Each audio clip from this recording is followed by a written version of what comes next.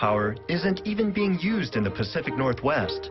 It's headed hundreds of miles due south to California, which already imports more electricity than any other state.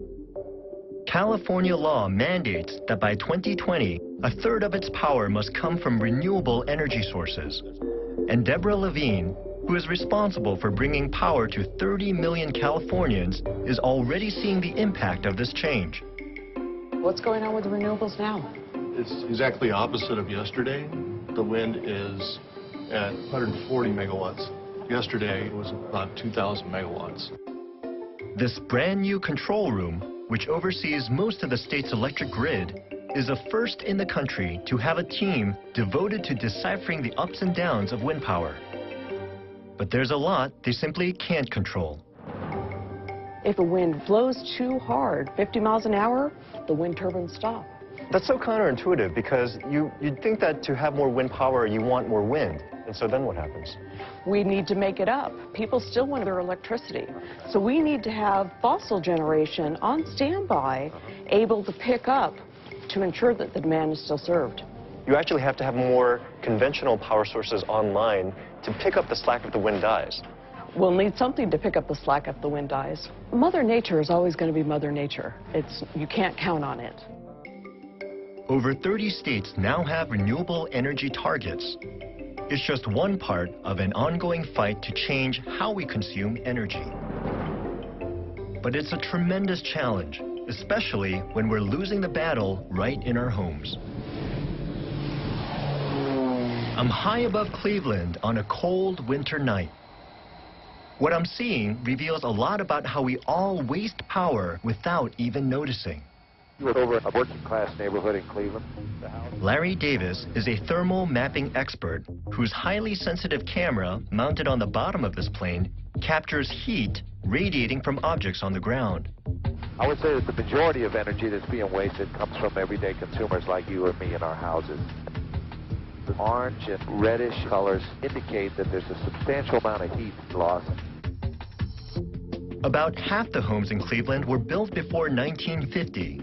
On average, they're 40% less efficient than homes built in the last 10 years.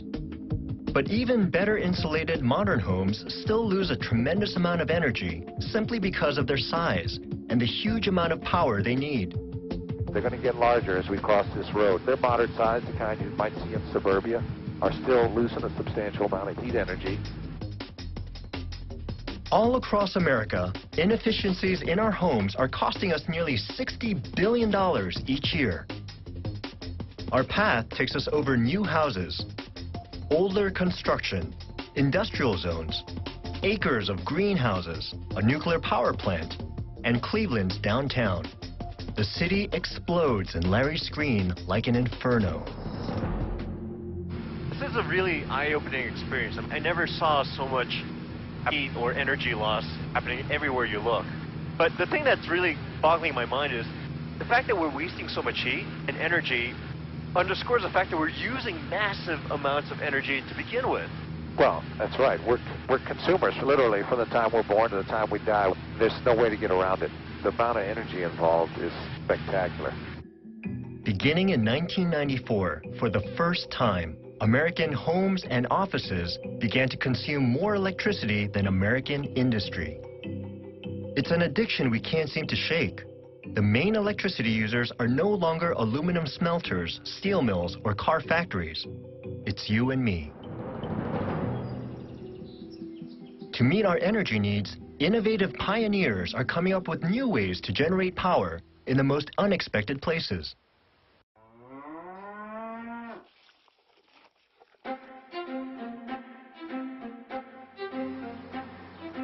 In the heart of Vermont's dairy country, meet the new power plants at the Blue Spruce Farm. All 2,400 of them. Okay, here we go. Time for these babies to go get milked. All right, I'm holding my breath. Marie Audette is a second-generation dairy farmer who doesn't let anything go to waste on her farm. But her cows produce a lot of waste, and she's found a brand new way to use it. We used to put the raw manure back on our land as fertilizer. Okay. So is that going to be used to make electricity too? It sure There is, baby. Go for it. These cows produce an energy resource that you don't have to dig, drill, ship, or pipe in. But a shovel does come in handy. It's funny, I've been going around the country learning about how we generate energy, and this is the last place I would imagine where you'd actually be making electricity. But it turns out that manure is a valuable source of power thanks to its natural byproduct, methane gas. The manure gets collected in the barns and pumped to a nearby storage tank called a digester. The digester is 14 feet deep, filled with 12 feet of manure, and the top 2 feet is where those methane gases collect. It's a big concrete swimming pool with a concrete cover. The methane powers a generator, sending electricity directly onto the grid to 400 homes. It's part of a larger program called Cow Power that serves more than 3,000 customers. And unlike the ups and downs of solar and wind, these cows provide a constant source of electricity. We're here to make milk. That's what we're good at. But as a byproduct, you know, when those cows are pooping, we're making this gas that's not a good greenhouse gas. So we're actually improving the environment while we're making electricity. But if you're thinking in terms of the total energy needs in this country, I mean, this is barely making a dent. I mean, we have, what, 300 million Americans who are all consuming energy. How does this make a difference? Our renewable energy needs are going to come from a variety of resources. It's not going to be one magic bullet. It's going to take all kinds of innovative ideas from all facets for us to come to a solution. Vermont is the first state with a utility that's banking on cow power. But it doesn't come cheap. Customers have to pay a premium to make up for the cost of installing the technology. The system cost Marie and her farm over $1 million, which they paid off in just 7 years. If this is working so well for you, how come everyone's not doing this? Well, it takes more than just the dairy farmer to get this done. We can't do it on our own. You know, the margin on milk is always kind of tight. And in order to build the facility that's needed to capture all this methane and turn it into electricity, it requires a huge capital investment. Community stepped up and said, we want to pay more for cow power. And it's become much bigger than we initially ever dreamed that it was going to be. Let's face it, we're not going to run the country on cow power alone. It would take more than 4 million cows to equal the output of just one nuclear power plant. But maybe that's not the point. Maybe the point here is that the people in this community are taking control of their energy choices, and they're choosing to build a sustainable energy future 1 kilowatt at a time.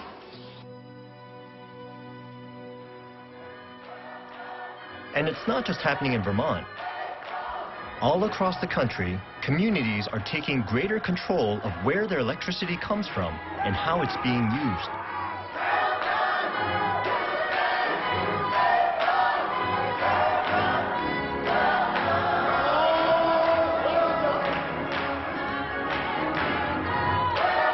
And that brings me to Florida Avenue Baptist Church in Washington, D.C. Pastor Earl Trent and his congregation are turning to solar energy. They've got their own power plant up on the church roof. This is the entire system. There are 44 of them, and it's very, very basic and very simple. When people think about solar power system, they're thinking about something complicated. But as you see, they're just angled panels. Sun hits them, and then it turns into current. Unlike massive solar arrays that can generate electricity for thousands of people, the church's system is pretty modest, but it saves them $400 a month. It represents a small but growing trend that's changing how we get our power. Over the last 2 years, more than 100,000 families have installed solar panels throughout America. This is only the first step in a green ministry. It's going to be an education about energy efficiency, renewable energy, and conservation. The system cost $60,000 to put in and would have been out of reach without government subsidies and donations from church members. You can't realistically expect that everyone in your congregation is going to put up a solar panel, right? So, I mean, what are you trying to do here? What we're trying to do is change their thinking so that they will become more energy efficient in their own homes. This is a catalyst, and that's what we want. You know, this is a start. The fact is, finding innovative ways to power the grid is still a work in progress. But my travels across America have shown me that there's a new energy awareness that's starting to take hold, and it's revealing itself in surprising ways. Which takes me full circle back to where my journey began. You might not know it by looking around this racetrack, but even NASCAR is trying to make a dent in its energy consumption. In Pennsylvania, they've built the largest solar-powered sports facility in the world. And the gasoline they're using? In 2011, for the first time, all their cars began running on an experimental blend of 15% corn ethanol to offset their fossil fuel use. NASCAR has a long way to go, but they want to be racing 100 years from now. To do this, they know they're going to have to make some fundamental changes, just like the rest of us. And it's not just here. Keeping the power flowing will take creative solutions. We need to find new sources of energy for tomorrow, and we need to use existing ones more efficiently today. There are no easy answers, but there are a lot of new ideas out there ready to be harnessed. But today is race day in Daytona. That means it's time to put pedal to the metal and celebrate the great American energy machine. It's a machine we depend on every day. To keep it going, we can't take it for granted.